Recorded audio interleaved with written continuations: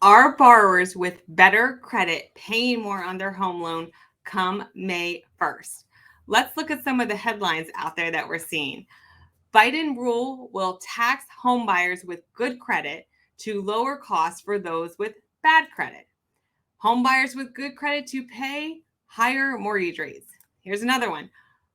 Biden raises costs for home buyers with good credit to help risky borrowers. Mortgages for home buyers with good credit to cost more starting May 1st. High risk buyers will pay less. And it goes on and on. It is just constant out there, the amount of headlines we're seeing. But what we wanted to do was come on and make sure you understood the truth about what's going on.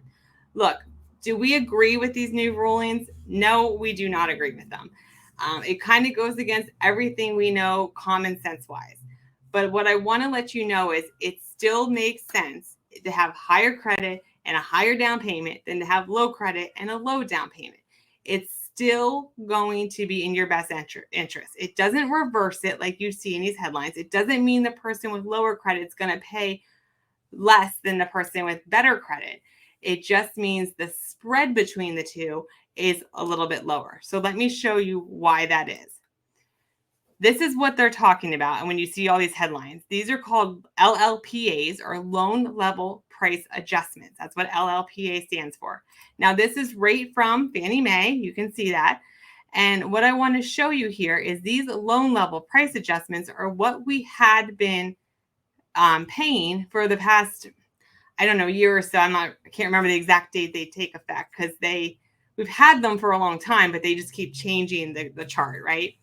So what I want to show you here is these adjustments are what has changed. Now, just remember, if you pay 1 point here, like let's say person's 700 to 719 credit score, putting anywhere from 15 to 19.99% down, has a 1 point hit. 1 point equals 1% of your loan amount. So if you pay it as a fee, it's a dollar fee, 1% of whatever your loan amount is. Or you can take a higher interest rate for it. And general rule of thumb, 1 point buys you down 0.25%. Now, right now, it's buying you down a little bit more with the way pricing is, but that's the way this works. Now, what I want you to realize here is these adjustments are what's changing. And I want to show you two different examples of how it can be better and worse for people. So let's take somebody that is a 620 credit score. So we're going to look into 620 to 639.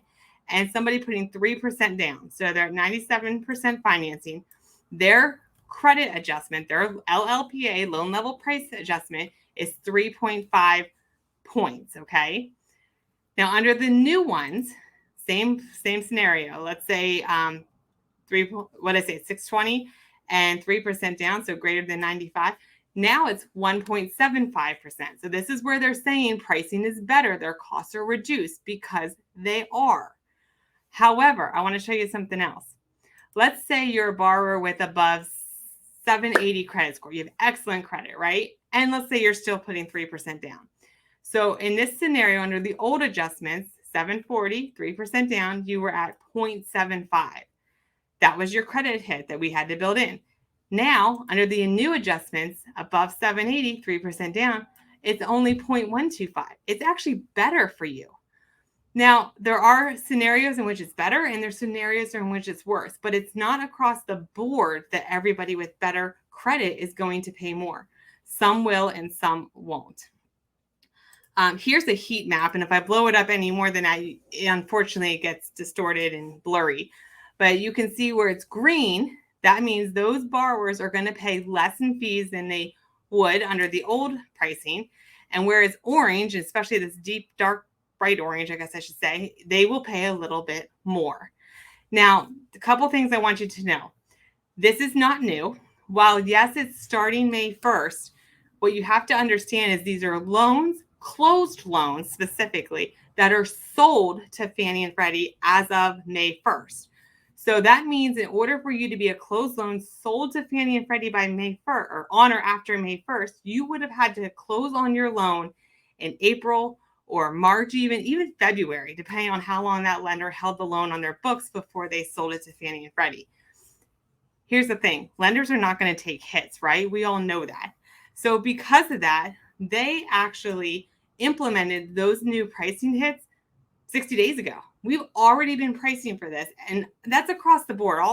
Every lender in the country has been pricing for it because they're not going to take the hits. They're going to pass it on to you.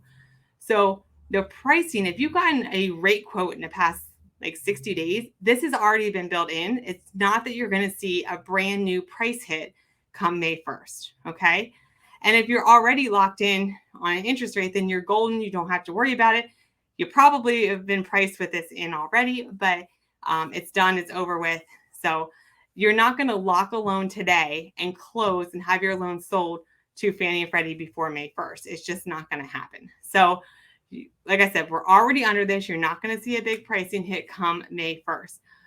But what this is doing is it reduces the cost for the riskier borrowers, the lower credit scores, and it's subsidizing it with some of the costs of the higher credit scores.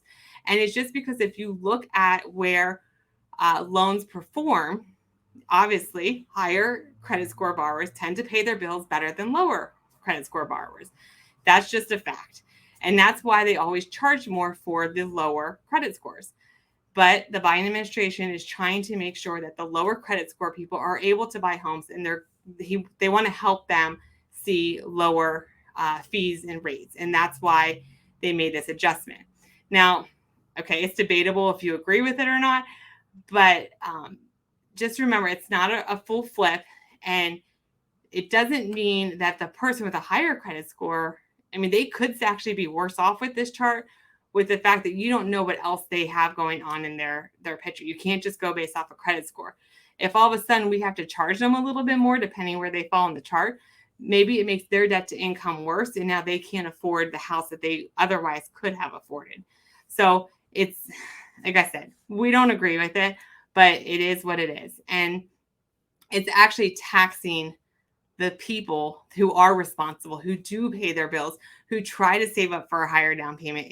It's hurting them a little bit more. But the facts are, you still get a better deal if you have a higher credit score and a higher down payment. So don't go stop making your payments in order to get a better interest rate, because that's not how it works. And just remember, the pricing's already been in effect. This is not new. So just remember that when you are looking at rate sheets or getting a quote from a lender, that this is not something new. You will not see a price adjustment come May 1st. Like I said, it's already built in. If you have any questions, please don't hesitate to reach out to us. We are here to answer your questions for you. But I hope that explains a little bit about what is coming down the road and what you're seeing in the news.